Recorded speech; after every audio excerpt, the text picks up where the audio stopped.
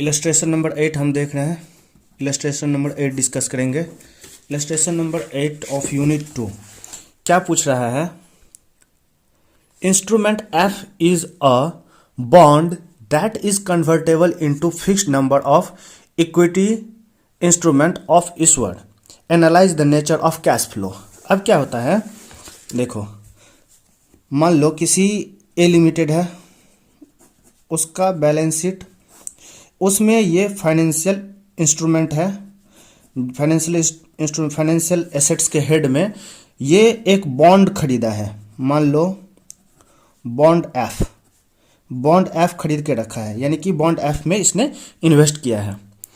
अब हमें ये एनालाइज करना है। देखो, इसको हमें ये पता चल गया कि ये फाइनेंशियल एसेट्स है, अब लेकिन इसको हम किस अमाउंट पे मेजर करेंगे, इसका मेजरमेंट कैसे होता है? तो इसको मेजर करने के लिए 3 मेथड होते हैं। एक तो एमोर्टाइज कॉस्ट मेथड होता है, दूसरा होता है fair value through OCI other comprehensive income, fair value through profit and loss account. 3 method. अब ये 3 मेथड में कौन सा मेथड एप्लीकेबल होगा, उसके लिए हमें 2 क्राइटेरिया देखना होता है। एक तो एंटिटी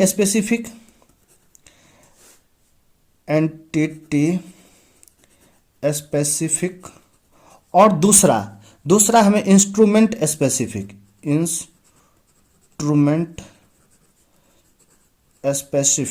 हमें ये 2 क्राइटेरिया देखना पड़ता है। तो एंटिटी स्पेसिफिक हमने ऑलरेडी पहले डिस्कस कर, सारे इलस्ट्रेशन जो यूनिट 1 का था उसमें हमने जो बिजनेस मॉडल जो निकाला था एंटिटी का, उसके पॉइंट ऑफ व्यू से देखते हैं कि एंटिटी ने जिसने ये फाइनेंशियल एसेट्स होल्ड करके रखा है उसका इंटेंशन क्या है, उसका ऑब्जेक्टिव क्या है, यानी कि उसका बिजनेस मॉडल क्या है। उसके बिजनेस मॉडल पे, जिसमें मैंने कि राहुल द्रविड़, सचिन तेंदुलकर और सहवाग का एग्जांपल दिया था, वो तीनों का बिजनेस मॉडल यानी कि उसका ऑब्जेक्टिव वो हम पहले डिस्कस कर लिए हैं एंटिटी स्पेसिफिक। अब हमें इंस्ट्रूमेंट स्पेसिफिक देखना है कि इंस्ट्रूमेंट का क्या नेचर है। हमने एंटिटी का नेचर तो देख लिया कि ऑर्गेनाइजेशन का नेचर क्या है, जो फाइनेंशियल एसेट्स को होल्ड करके रखता है। अब हम देखते हैं कि इंस्ट्रूमेंट का अपना क्या नेचर है, इंडिविजुअल इंस्ट्रूमेंट का अपना क्या नेचर है। ये जो फाइनेंशियल एसेट्स है बॉन्ड एफ, इसका नेचर क्या है, इसमें डिपेंड करता है। इसका ऑब्जेक्टिव होना चाहिए ओनली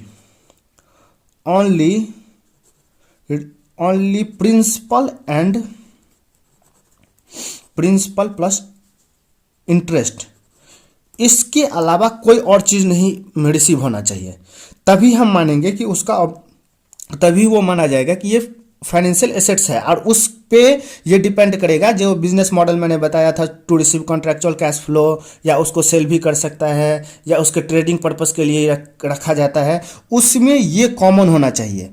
हाँ, तभी उसे फाइनेंशियल एसेट्स माना जाएगा, उसे financial instrument and financial instrument पे फाइनेंशियल एसेट्स माना जाएगा जब ये क्राइटेरिया सेटिस्फाई करेगा। अब मान लो आपने किसी कंपनी में इन्वेस्ट किया, किसी कंपनी का आपने बॉन्ड खरीद लिया, यानी कि फाइनेंशियल एसेट्स आपके लिए हो गया। किसी कंपनी को आपने हेल्प दिया 100 करोड़ रुपए, जे भैया आप बिजनेस करो, तो उसे आप अपने बैलेंस शीट में क्या दिखाओगे? फाइनेंशियल एसेट्स दिखाओगे। फाइनेंशियल एसेट्स तो दिखाओगे, लेकिन उसे कैसे दिखाओगे, मेजर कैसे करोगे? उसके लिए 3 मेथड है। और मान लो यदि आपने जो वो 100 करोड़ रुपया इन्वेस्ट किया है, उसने बोला कि भैया आपको इस पे आपका जो या तो प्रिंसिपल मिलेगा या इंटरेस्ट मिलेगा। प्रिंसिपल तो मिलेगा ही मिलेगा, इंटरेस्ट भी साथ के साथ मिलेगा, वो भी फिक्स मिलेगा। हो सकता है कुछ वेरिएबल लाइबोर माइबोर हो या इंडेक्सेशन उसमें इंक्लूड हो, जो बेसिक लेंडिंग अरेंजमेंट जिसे हम बोलते हैं, तो वो कंसीडर किया जा सकता है। तो आपका ऑब्जेक्टिव उस 100 करोड़ पे क्या होना चाहिए? एक तो प्रिंसिपल आपने जो 100 करोड़ लगाया है, और एक जो आपने उस पर इंटरेस्ट मिलना है, जो भी X% इंटरेस्ट मिलेगा वो आपको रिसीव करना है। तो सिर्फ यही 2 चीज आपको होना चाहिए, एक प्रिंसिपल और एक इंटरेस्ट।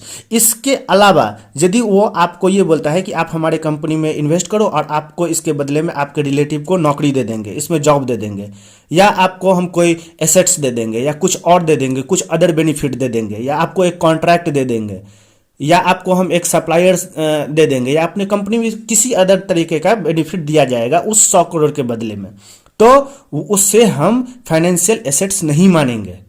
उसे हम फाइनेंशियल एसेट्स नहीं मानेंगे, फाइनेंशियल इंस्ट्रूमेंट हम नहीं मानेंगे। क्यों? फाइनेंशियल इंस्ट्रूमेंट उसी को माना जाता है जिसमें ऑब्जेक्टिव होता है प्रिंसिपल और अमाउंट, इसके अलावा कुछ नहीं हमें रिसीव करना है।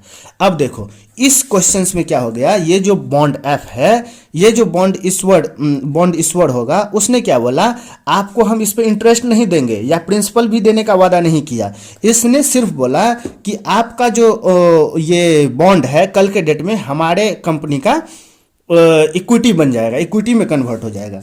यानी कि मान लो आपके लिए तो ये फाइनेंशियल एसेट्स हो गया, आपने ये दिखाया, इस पे आपने जो ये 100 करोड़ रुपया इन्वेस्ट किया, इस पे तो आपको इंटरेस्ट मिलना चाहिए, ये नहीं मिलेगा। और ये भी नहीं कंफर्म है कि आपको इस पे इसका प्रिंसिपल भी मिलेगा या नहीं मिलेगा। तो कहीं ना कहीं आपने मान लो जो ये रिलायंस कंपनी है, रिलायंस है, आपने रिलायंस का बॉन्ड खरीदा था, तो रिलायंस ने बोला आपको, जो रिलायंस के बैंक में जो पैसा आया होगा ये 100 करोड़ रुपया, ये एसेट्स में दिखाया और ये इक्विटी में दिखाएगा, इक्विटी शेयर्स में 100 करोड़ रुपीस दिखाएगा, क्योंकि इसने आपको बॉन्ड इशू करके 100 करोड़ रुपया बैंक में रिसीव किया, रिलायंस के बैंक में आया होगा, और वो लाइबिलिटी साइड में एज ए इक्विटी में दिखाएगा।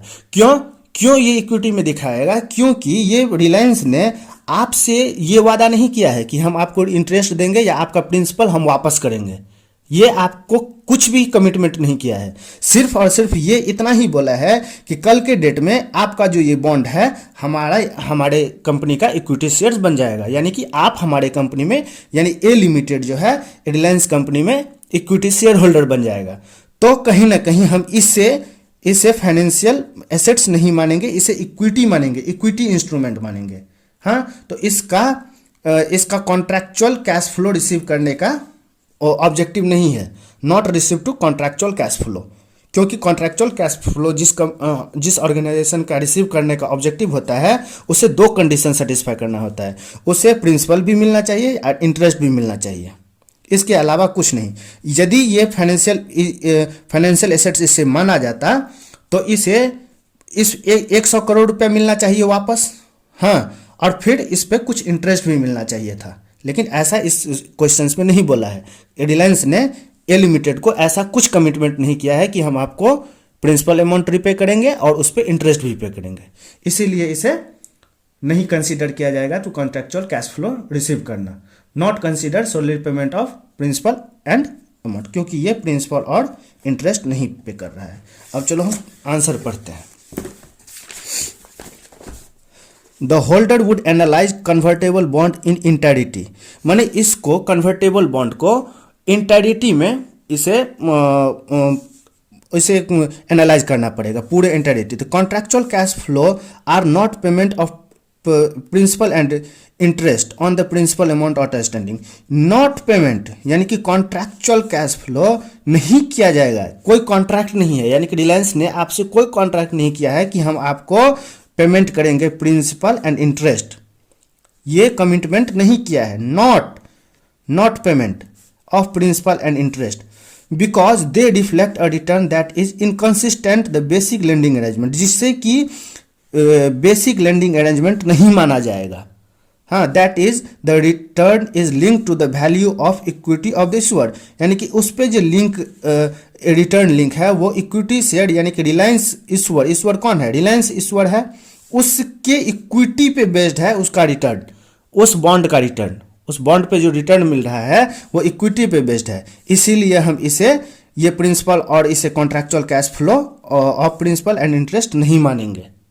यानी कि बॉन्ड होल्डर का ऑब्जेक्टिव ये नहीं है to receive contractual cash flow, यानी कि यहाँ पे जो नेचर पूछ रहा था कॉन्ट्रैक्चुअल कैश फ्लो का, analyse the nature of cash flow, तो ये नहीं है, no contractual cash flow of principal and interest, कोई contractual cash flow of interest and principal का कोई कॉन्ट्रैक्चुअल कैश फ्लो नहीं होगा इसमें, इस फाइनेंशियल इस इंस्ट्रूमेंट पे। ये फाइनल आंसर हमारा कंक्लूजन यही है। हमने इतना समझाने के लिए ये जो डिस्कस किया है रिलायंस का और ए लिमिटेड का एग्जांपल आपको समझाने के लिए दिया है।